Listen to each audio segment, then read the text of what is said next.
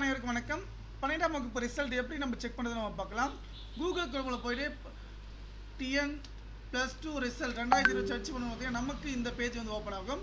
இதில் வந்து பார்த்தீங்கன்னா TN போர்டு ரிசல்ட்னு ஒரு ஆப்ஷன் இருக்குது. இந்த ஆப்ஷனை வந்து ஒன்ஸ் மோர் கிளிக் பண்ணுங்கள். இது கிளிக் பண்ண உடனே நமக்கு இந்த மாதிரி ஓப்பன் ஆகிடும். இதில் என்ன சொல்லியிருக்காங்க பார்த்தீங்கன்னா HSC+2 ரிசல்ட் எக்ஸாக்டாக வந்து பார்த்தீங்கன்னா இன்னைக்கு 8ஆம் தேதி 9:30 அளவில் வந்து பார்த்தீங்கன்னா நமக்கான ரிசல்ட் வந்து பார்த்தீங்கன்னா ரிலீஸ் ஆகணும்னு சொல்லிட்டாங்க.